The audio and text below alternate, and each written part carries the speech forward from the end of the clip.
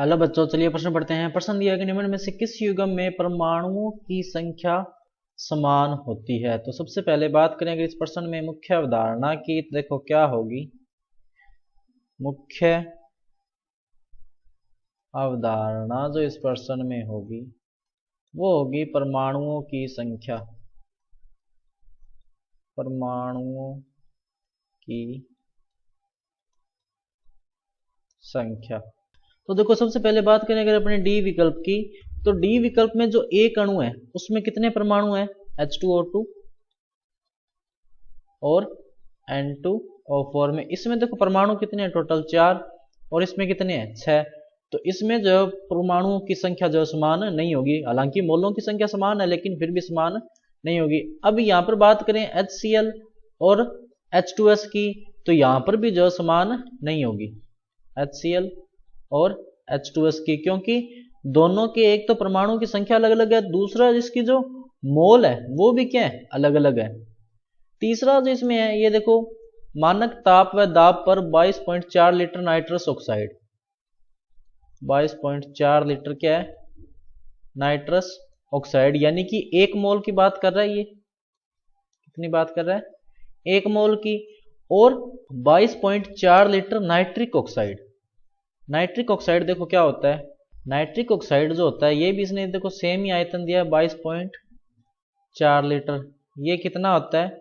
Nitric oxide जो होता है ये होता है NO। अब देखो दोनों के मोल तो क्या है? समान है, क्योंकि 22.4 लीटर जो 1 मोल का ही आयतन होता है। मोल तो समान है, तो अणुओं की संख्या तो क्या होगी? समान। लेकिन इसने कौन सी कुछ संख्या पूछा है? परमाणुओं की संख्या। तो इसमें देखो परमाणु एक अणु में कितने हैं? 3। और इसमें कितने हैं? 2। तो इनमें भी जो संख्या बराबर नहीं होगी। अब बात करें अगर अपने पहले मानक ताप व दाब पर इसकी, तो देखो क्या होगा यहाँ पे। तो ये जो नाइट्रोजन है और एक क्या है? Nitric oxide. तो नाइट्रोजन तो क्या होगा? N2 होगा, यही होगा। अब इसमें देखो अणुओं की संख्या कितनी हो जाएगी? यहाँ पे 11.2 cc है, क्यूबिक सेंटीमीटर है ये। तो ये सेंटीमीटर को मीटर क्यूब में बदलेंगे, क्या आ जाएगा? 10⁻³ इंटू में क्या है? बटे में क्या आएगा? कुल आयतन जो कि STP पर होता है 22.4 लीटर। ये क्या आ गई? मोलों की संख्या। इंटू में क्या आ गया? अवगाद्रो संख्या 6.023 इंटू 10⁻23।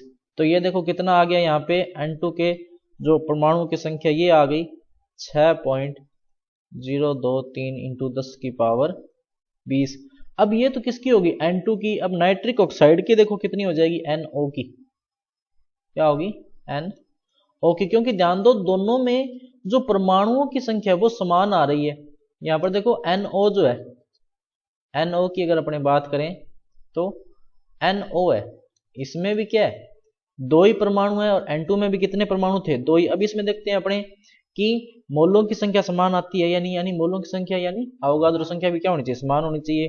तो इसका देखो आयतन कितना दिया हुआ है? 0.015 0.015 इंटू में 2 इंटू 6.023 इंटू 10⁻23 बटा में क्या आएगा? 30। तो ये कितना आया? देखो 6.023 इंटू 10⁻20। तो ये जो है वो दोनों में क्या होंगे? परमाणुओं की संख्या समान होगी, यानी विकल्प नंबर ए जो आपका सही उत्तर होगा। तो बच्चों ये था आपका उत्तर। मैं आशा करता हूँ आपको समझ में आया होगा। धन्यवाद।